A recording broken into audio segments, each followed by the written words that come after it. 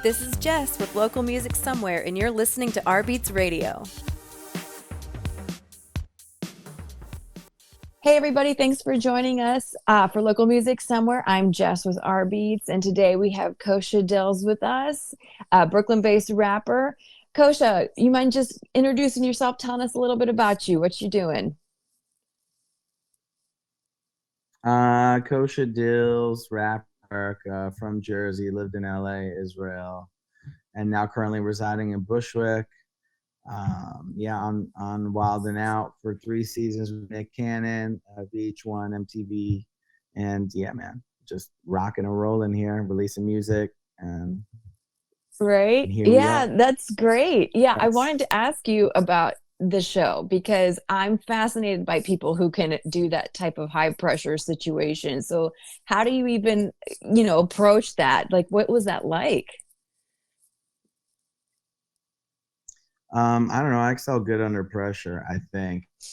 In most cases, maybe not personally. I kind of do a lot of great pressure exercises. Yeah, I mean, it's just like a lot of battle rap, a lot of improv comedy, those muscles of like just getting it going back and forth and really creating the banter. Yeah. That's really what's going to hit. Uh, Wild and Out is the best of the best in that whole genre of quick wit. So I'm one of the guys there. Yep. That's so awesome. Yeah, no, I'm so excited to have you on. I know you have a new single out, Bring the Family Home. You want to talk a little bit about that? Mm-hmm. So Bring the Family Home is just since the war broke out in Israel, I'm Israeli, and sorry if I'm yawning. I didn't sleep well, but Okay. I got some coffee here. So I it's basically sort of just like a strong representation of like a Jewish art, sort of like hardcore, hip hop beat, and sort of like Griselda was sort of the beats I was sort of searching for. And I'm Israeli, and very proud of my roots, very proud of my heritage, despite all our flaws. And I just wanted to make a song about bringing the hostages home, which I think the world could get behind, which I think they are getting behind. And that's that. I want to make sure that we could do that, right? Yeah, So I mean, that's what I'm hoping for, and right. the song is about in the video. So Yeah. Yeah. And I, looked at your discography and saw that, you've got like 6 albums out, lots of singles and things like that. Working it out, ups and downs, taxes done. Can you just tell me maybe more about, your writing process or kind of like what makes you tick as an artist?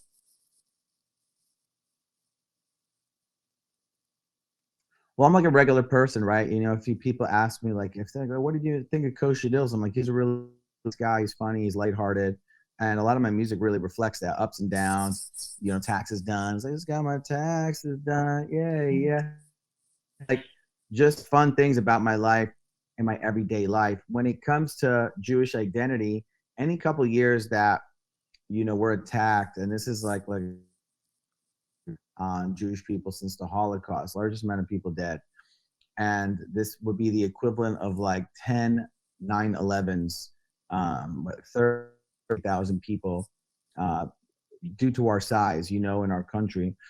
And when that comes, my own changes, and go into fight or flight mode. And this is like, okay, I ride with my people, and that's that. And that's why I did that song. And then I want to go back to, making pop hits and trying to have, fun, lighthearted songs. But I think when make music sometimes, like a lot of my music was recently inspired over, being productive because I was in a relationship that, didn't that just, the former relationship stuff like that'll make an artist really start writing things. Whoa, they're Yeah. writing songs. This happens, and you're like, I need to provide this right now. And it's a different sort of fight or flight mode where you really have to, and you're putting it out there, and it's gonna get a lot of criticism because it's very divisive and back and forth. And I did that with the Kanye song Laugh on 3 when he said a bunch of things, and you see progressively anti-Semitism gets worse. So it's not like what I want to be identified as, but I because of the controversy and fighting, people love covering that. And then that gets a lot of media attention. And you start, realizing that like you're making this to make a statement. It has a deeper meaning than just having a good time. When Right. you just having a good time is you really help yourself navigate through your own issues. Now it's not my issue, it's the world issue. Right. Start Yeah. making. And yeah, I mean, you got to roll with all the changes. So I also wanted to bring up, there's another song, your Hanukkah song with Nissan Black. Can you talk to me a little bit about that collabs? Yeah, Nassim Black, I've known him a long time. He's a Black Orthodox Jewish convert from Seattle that lives in Jerusalem. Um, I, I knew Nassim when he started his Jewish journey before he was even Jewish. Now, I love that guy. He's such a good guy and great father. I was like, listen, man, we're gonna flip this Adam Sandler thing, and we're gonna make our own. And see, the world loves Hanukkah, because Hanukkah is like almost in America, they're the holiday season. So we're like, okay, this is gonna hit the world, and it's gonna bring a lot of people together. And I love doing stuff. Yeah, it was fun, creative, but I recorded that right here in my kitchen, and that's one of my biggest songs. And I'm gonna do a Yeah. remix and another, that's it's fun. I Oh, loved it. okay. I love working with him. Great guy. Yeah, yeah. So you're recording at home. So, what kind of software, like what's your setup going on over there? What type of instrumentation and all of that?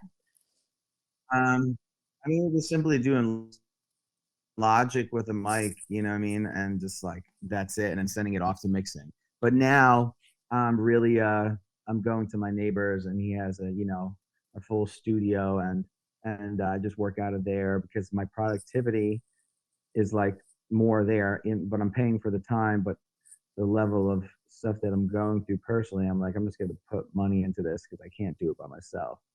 So it's sort of like Gotcha. paying to go to a gym and getting a personal trainer versus I'm going to just figure out how to lift the weights myself. Yeah, right. So how did That, that's yeah, it. how did you even get started with like all of this or recognize that you had this gift? Started probably in the early 2000s doing battle rap in New York City. And then I sort of just kept going. In 2005, I released my first record. I was on Matzah for Your Mouth Records, my first record label. I just printed up the vinyl myself. A song called Harry Chest of Hollywood, Chainsaw Music, Zone Out, Get the Duh. I put this, and I called up every record store around the world. I'm like, can I carry my records? Carry my records. People are like, who are you? You know what I mean? Like, and that's really how I started out. And I really just loved going into rap battles. I saw the competition aspect.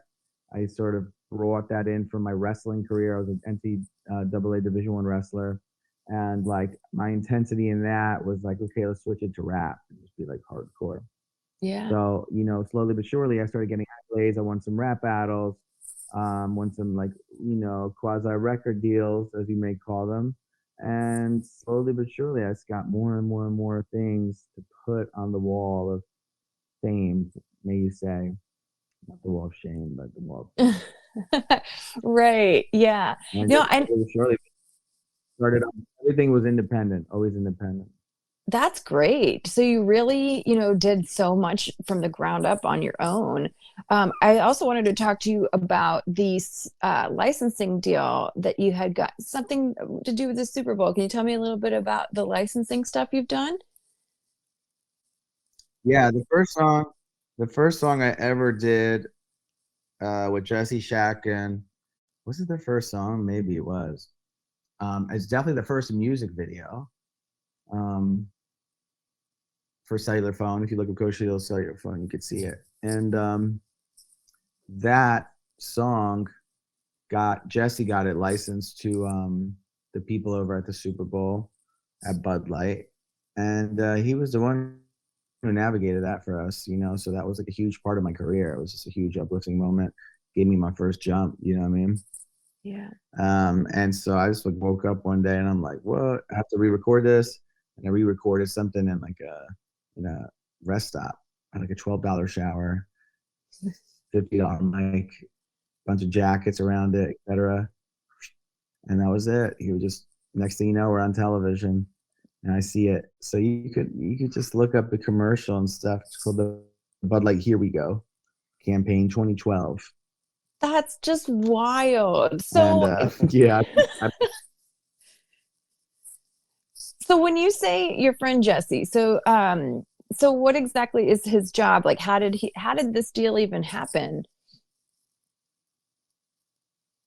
producer, and he just knew somebody that he was working with, and he, he's gone on to do One Direction, Sia. He did Sia stuff with Sia, Kelly Clarkson, Wow. and that's it. I mean, the guy's really like created everything for himself.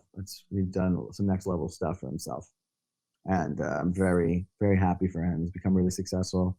He's just an amazing producer, and I was spoiled because he's so quick, and he just kind of, the best out there, really. So no wonder he got that back then, and now he's just gone on to do a lot of bigger things. Yeah. So, I mean, do you have a lot of experience with different type of production? I know you really have done a lot, on your own from the beginning, but, how does that affect, the outcome of the songs? Well, now there's just so many good beats online for people that are just leasing them.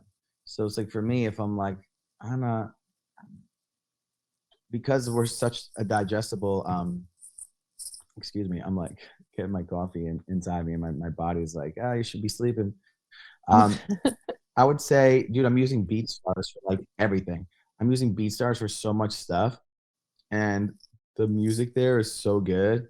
And you license it for like $100 to get like 100,000 streams, when like you could also pay $3,000 for production and get 2,000 streams. But and then you kind of play on the part of like, oh, I want to get licensing. And I think the real thing now to do is like, don't fight the time, roll with the punches. Someone's giving out a bunch of beats, it's great. And I think if people love media attention, I'm really good with social media, going viral, figuring out how to create videos and topics that generate connection. And a lot of times people want to connect with you before they hear a song. Before, it used to be, I heard your song, I want to connect with you. To connect with you, and before they even hear your music. And it's like everyone needs to become your best friend, essentially. So it's sort of a mix of between all that. So with beats, I'm just really looking for people that I have a personal connection with. They're like, oh my God, I love that guy. Hey, I love Yeah. you. That's all your stuff. Dude, we should do something together. And you're like, oh, really? I'm like, yeah, I had a Grammy. I'm like, perfect. Let's send me something. Let's work. Yes. So connections, obviously, But I won't hesitate. I won't. yeah, no, I'm it's just saying, super I won't key. hesitate to use a leased beat at this point. Like, until like if something blows up and I have to buy it outright, I'll do it. Right. So So I mean, in you the look at X had those beats. So yeah. Well, when you first started out, I'm curious because that wasn't obviously really available, So how did you create the beats in the beginning? just buying beats from producers, just buying the beats. Keeping the master, splitting publishing, or splitting the master, splitting the publishing, and just kind of Okay. working together with people. Because Okay. also like your engineer and your producer ends up being an A&R too, and helping you write songs. Wow. Yeah. And So, that I was the mean, thing. so yeah. So then lyrically, you're the talent as far as, coming up with what you want to say. I mean, do you feel like you've got any type of writing style or, tricks up your sleeve as far as, what does it take really to, be great at rapping? I think, to make an impactful song, you have to have I just took a writing class with Kimbra before, and she was just mentioning like, just the opening line of a song. It's sort of like, oh, how do I do an open? like the opening line of a song should be so powerful that you're like dragged in. It's almost like a video, right? A TikTok video is like, you guys got to watch this video. Stop right now. You're like, that's a bold statement, you know? So sort of like, um, like in my new song, from Kanye to Amos, it's all the same. And everyone's like, whoa, that's kind of a crazy thing. I mean, Kanye didn't, it's just a bold statement. So people, but if you know my stuff, last year I wrote about a Kanye anti-Semitism. This year I'm writing about Hamas as a terrorist organization. So it's like, it's all the same to me because I knew it was, so it's just like a bold statement that's going to grab you. So I think right now I'm working on things that are really powerful word statements that grab somebody's attention. Yeah. Well, you seem to really have a knack for, like you said, with the social media, knowing what to say, all of those things, they're obviously super important. So I really appreciate hearing your perspective on that. So what's next for you? Where are we going? I mean, I know there's a lot going on in the world. I know you have a lot to say, and I know you kind of go with what's going on and how you feel, but is there anything kind of on the horizon for you artistically? Well, I'm releasing a marathon song like this week. And we're going to shoot a video partially at the marathon, and Okay. also very high hopes, very high hopes. I'm not prepared because the war took me out of, I was supposed to be releasing it was supposed to be marathon month, and now it's been wartime Kosha. And I don't want that, but that's just like the reality of what it's like to be Israeli American, or, Israeli, like you're doing your real life. And then, all right, here we go. But like then, I have this marathon thing. I'm going to drop a holiday song. Hopefully I'll drop a little something in between. I have a show coming out November 14th. Just like in Brooklyn at Time Out Market, I do a project called Solvay, Black Jewish artist collab. And yeah, we're just trying to get this show on the road. Just keep it going. That's great. This is like what we're doing every month. We're just trying to bring people in and out in New York. And yeah, ideally people will hit me up, and hopefully I'll be in Israel soon. I was supposed to be in Israel doing shows, but obviously it got pushed back. So ideally I'll be doing some charity, a lot of benefit shows right now. Wow. Yeah. So with gigging, where has that taken you around? Where have you been playing or, rapping? I mean, right now, it's just like mostly LA and just back and forth. But right now, everything is pretty much charity shows for the rest of the year. Maybe in December, I'm starting getting, I'm getting booked for the holiday season. I do a lot because I had these Hanukkah songs for a few years in a row. So people are like, hey, we want to book you here, we want to book you there, etc. So, Wow. Wow. I mean, you're definitely staying busy doing what you do. And, obviously you're passionate about it. And, I really appreciate your perspective here today. I know you are about to roll into the studio right now, so I know I got to let you go. But do you have anything yeah. yeah. Do you have anything you'd like to impart upon our listeners here? Well, I guess you're gonna play the song, yeah, for Bring the Family Home. And I just think, if you're out there and you're especially focused on world issues, when you're not part of those worlds as much as it like draws you in, because you're human and you have humanity, I think you really need to be sympathetic to the people that are actually like directly suffering from that in your own circle. And you should be empathetic toward humanity and human stories. Think, I lead with empathy as like just an artist. I'm really always concerned with people's families and friends, and it's a really difficult time to separate from that. And we live in a society where we feel like we all need to be part of everything. Um, and like I think in this situation, at least in my experience of what I'm seeing, just lead with some empathy in your everyday life. Especially when you have critical views of people and stuff, and realize that it's really polarizing to us, like as Palestinians right now specifically. There's a lot of outside influence of everyone taking advantage with media clicks and, hey, Israeli rap, Palestinian rapper, and you're like, dude, my kindest interactions with people have been with people that are living there, that are, you know, the other Palestinian artists that like we're in touch. And those are my most unkind interactions with people are people that who do not know me, who have no part in anything and just love to chime in. And I think in the music industry, it's very similar to people saying, "Hey, Jessica, you know what you should do?" And you're like, "What?" And they're like, they go on, and you're like, "Really? What experience do you have in this world?" And people love to chime in, and that's like the society we live in. So I want people to lead with a little bit of empathy and understanding here. You know what I mean? Because that's been my experience this entire month, and that's why I'm making songs and just doing my thing. And if people are attracted to it, come on over to my house. But I'm not gonna impose myself in anyone else's house because I'm an adult and I already know that doesn't work. Right.